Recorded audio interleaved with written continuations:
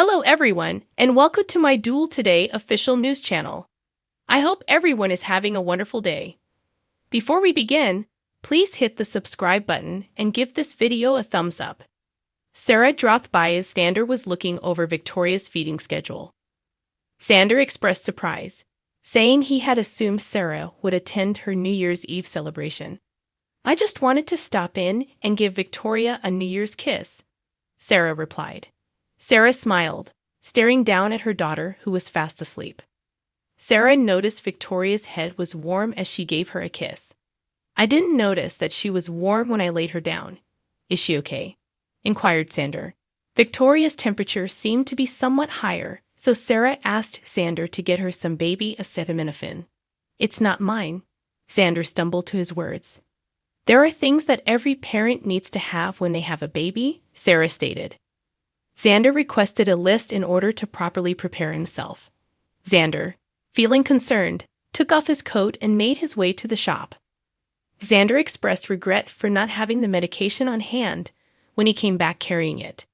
Sarah reassured him, "It's okay. We have it now." Xander inquired about the next step after the medication had had time to work. They would wait to see whether the fever went down, Sarah clarified. "I'm going to text my friend to tell her I'm not coming to the party," Sarah said. If she was sure, Xander questioned. Sarah stated that her top priority was Victoria. When Sarah took Victoria's temperature again, it had returned to normal. "Thank God," Xander sighed in relief. "In between the medication and your bedtime song," Sarah smiled. Sarah was urged to come to Xander's party, but she refused. "I'd much rather be here with my little girl." "And you?" Sarah replied. Channel expressed her regret that they had left Paulina's house alone as she and Johnny strolled across the town square. Even if they had chosen to stay in for New Year's Eve, Johnny noticed that Paulina would not have let it. Channel nodded in agreement. Channel shrugged and added, "It's just, going into this new year, worrying that she might have cancer. Worst case scenario, even if it is cancer, she is going to get treatment and kick its ass. I'm living proof you can leave cancer in the rear view," said Johnny. Johnny assured her that they would overcome the situation together. Chanel protested, smirking, that Paulina had asked them to attend the party so they could report back to her with all the information. "She's usually the one holding court in the center of it all," Channel stated. "Whatever the reason, I am just happy to be here tonight, holding you," remarked Johnny. Johnny gave Chanel a kiss. Leo stopped Chad outside the Brady pub by grabbing his arm. "I have a very interesting proposition for you," Leo replied. Leo contended that Chad should rehire Lady Whistleblower because it would increase circulation. "If you can get Everett to sign off on it, I'm fine with it. Provided that you follow some rules," stated Chad.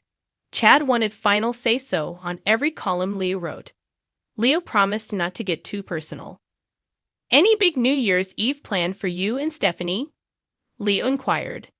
Chad acknowledged their breakup. Leo remembered that early in the morning, when he had seen Stephanie steal from the Brady pub.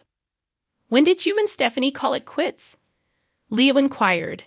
Chad informed Leo that he was not interested in dating anyone. Stephanie and Everett met at the Salem Inn. "You are the new editor-in-chief. There are a lot of movers and shakers in town at this party. This is a good way for you to meet them," Stephanie stated. Everett said, "Can't I just meet them on the job?" Mixers, Stephanie claimed, were a part of Everett's duties. Stephanie was telling Everett that she had handed him his cufflinks when she helped him straighten his tie, saying, "This is work, for both of us." "Those are my top picks," Everett declared. Stephanie grinned. When they ran across Brady and Tate in the park, Alex was telling Theresa about his worst New Year's Eve date. Brady revealed that Tate was going out with Holly when Theresa inquired about his plans. "Last I heard, you were throwing her Christmas present in the trash," remarked Theresa. Tate murmured, "Well, we worked things out." After saying he was sorry Brady's girlfriend had called off for the evening, Tate turned to go. "My date was Rachel, but Kristen took her out of town for the weekend," stated Brady. Theresa insisted that Brady accompany them out as Brady turned to leave. I have no interest in being a third wheel with you guys. I'm just going to go home, Brady stated. Brady could meet someone at the party, Theresa countered. I'm not interested in meeting a woman tonight, Brady stated. Brady should accompany them so they may enjoy the food and company, Theresa said. Theresa questioned, You really want to spend New Year's Eve on your own? Brady grimaced. Brady responded, I will come, but only for a short while. Brady was told by Theresa to remain until the New Year's countdown. Brady grumbled, It's probably going to be just like the old year, this new one. Theresa asserted, This year is going to be incredible. Theresa made a joke about how famine, sickness, and war would end in the new year. Theresa winked at Alex and added, I don't know, there might even be marriage proposals. Brady let out a moan and Theresa shoved him out of the park. Echoing that, Alex said in a whisper, I wouldn't rule that out. Stefan praised Ava on the New Year's Eve celebration in the alley behind the bistro. I'm just glad that was the last pickup, so now we can just concentrate on the party, Ava replied. A news alert rang on Stefan's phone. Stefan stated, 2 Salem kids were found dead. They did. With dismay, Ava shook her head. Ava said in a whisper, You think it came from here? Stefan said that he was unaware of it. We don't know where the shipments come from, what's in them, or where they're going. We're not drug dealers, all right? Stefan replied. Ava sneered. You just keep telling yourself that, Ava remarked. Ava groaned and questioned out loud whether things could be much worse for them. Ava should not tempt fate, Stefan cautioned. Tripp had made the decision to move to Hong Kong with Wendy. Ava informed Stefan. Maybe it will be for the best. Since then, he'll be out of Clyde's reach, Ava replied. Stefan said, No such luck with Gabby, though. Stefan arched an eyebrow and inquired as to why, to which Ava nodded and said, Speaking of your wife, there is something you ought to know. I told Harris we were dating. Ava clarified that she had complied with Harris' assumption that they were dating in order to allay his fears. Guess you're right, though I hate the idea of the public thinking I'm cheating on Gabby, Stefan replied. Stefan sighed and acknowledged that the cover worked well. Ava exclaimed, I guess we're having an affair. Holly was at the Demira estate getting ready for her night out. She brought out a bag of tablets from her desk drawer. Nickel leaned into the space. Holly stuffed the bag inside her bathrobe pocket.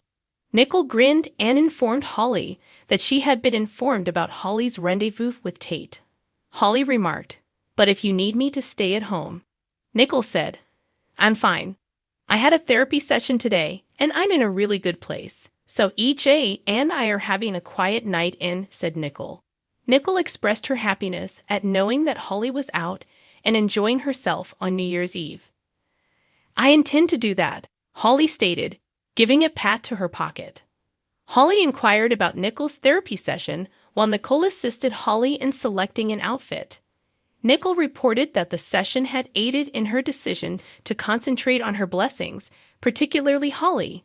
Nickel gasped when Holly quipped that she didn't want a mom dress, and Nickel recommended that Holly borrow a dress.